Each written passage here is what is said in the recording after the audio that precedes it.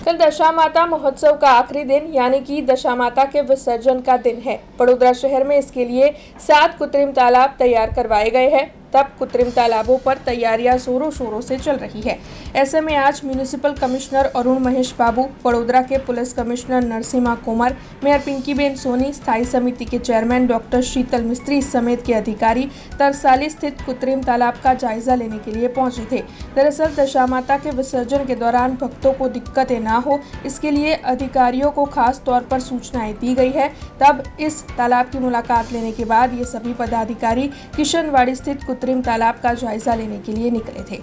જે ફેસ્ટિવલ આવી રહ્યા છે એમાં બહુ રિલિજિયસ સેન્ટિમેન્ટ્સો હોય છે, એટલે એની અંદર જે ગયા વર્ષ કરતાં આ વર્ષે તૈયારીઓ સારી રીતે થાય એટલે માનનીય પોલીસ કમિશનર, આપણા મેયરના ટીમ અને મ્યુનિસિપલ કોર્પોરેશનના ટીમ સાથે મળીને એનું આયોજન કરી રહ્યા છે। આ વખતે વીએમસી તરફથી અને સિટી પોલીસ તરફથી એક સંયુક્ત આયોજન પબ્લિકને સુવિધા સારી રીતે મળે એ બાબતનું આયોજન કરવામાં આવ્યું છે। 4+3 એટલે ટોટલ 7 જગ્યા ઉપર એ કરવાનું નક્કી કર્યું છે। એટલે એની વિઝિટ માટે અમે અત્યારે આજે નીકળ્યા છે, જેથી કરીને આવનારા દિવસોમાં પબ્લિકને સારું સુવિધા મળે અને કંઈ તકલીફ ના પડે એ બાબતનું આયોજન કરે। નવું આયોજનમાં અમે કે એસઓપી પણ બનાવી રહ્યા છે કે કેવી રીતે, કારણ કે 12 વાગ્યા સુધીથી ચાલુ થઈ જાય છે, એટલે આપ જોઈ શકો છો કે તળાવ, આર્ટિફિશિયલ તળાવ બનાવવામાં આવી છે, જે કલશ પણ રાખવામાં આવી છે। બંને તરફથી પોન્ટૂન્સ પણ કરવામાં આવશે, જેથી કરીને બંને બાજુ એ લોકો ઉતરીને એ આઇડલ ઇમર્શન કરી શકે। એ તમામ વ્યવસ્થા સાથે પોલીસ તરફથી પણ એક નોટ કરવામાં આવશે કે કોણ આવ્યા છે, ક્યારે આવ્યા છે, એ તમામ વ્યવસ્થા કરવામાં આવી રહ્યા છે।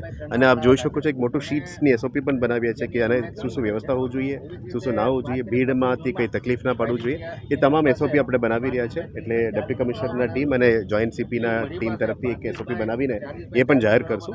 અને 4 દિવસ હોય, 5 દિવસ હોય ત્યારે આઇડલ્સ બધું ઇમોશન થઈ જાય, એના પછી એને કાઢવા માટે પણ એક પ્રોસિજર અમે નક્કી કરી। તહેવારની ઉજવણી થઈ રહી છે, જેના ભાગરૂપે કેટલાક ઘરોમાં દશામા મૂર્તિનું સ્થાપન થયું છે। આવતીકાલે જે તહેવારની લાસ્ટ ડે છે, આમાં વિસર્જન થનાર છે। આને ધ્યાને રાખીને આજે વડોદરા મ્યુનિસિપલ કોર્પોરેશન સાથે એક ઇન્ફ્રાસ્ટ્રક્ચર જે આર્ટિફિશિયલ પોન્ડની ઊભા કરી છે, આમાં આપણે ઇલ્યુમિનેશન, પાર્કિંગની વ્યવસ્થા, હોલ્ડિંગ એરિયા, વિસર્જન માટે ફ્લોટ્સ અને ક્રેન્સ અને નિષ્ણાત સ્વિમરો સાથે અહીંયા તૈનાતગી રહેશે। બંદોબસ્તના ભાગરૂપે આપણે પોલીસ, જે DCP, ACP, inspector, sub inspector, કોન્સ્ટેબલોના જે 2000થી વધારે સંખ્યામાં આવતીકાલે બંદોબસ્તમાં તૈનાત રહેશે। સાથે સાથે ટીઆરબી અને હોમગાર્ડના માનવેતકો પણ આપણા સાથે રહેશે। આવતીકાલના બંદોબસ્તને ધ્યાને રાખીને જાહેરનામા પણ અમલમાં છે, તો 2-3 વસ્તુઓ જાહેર જનતાના સમક્ષ મૂકવા માંગીએ છીએ। નંબર 1, આપણા જે જગ્યાએ ટ્રાફિકનું રિસ્ટ્રિક્શન છે તે રોડ ઉપર શોભાયાત્રા નીકળે ત્યારે તમે જવાનું ટાળો। બીજું, જે આર્ટિફિશિયલ પોન્ડ દક્ષિણ, પૂર્વ, પશ્ચિમના જે 7 જગ્યા બને છે એ જ જગ્યાએ તમે વિસર્જન માટે જાઓ, જેથી કરીને ત્યાં સુરક્ષા અને ઓપરેશન સપોર્ટ સિસ્ટમ આપણે ઊભા કરી છે।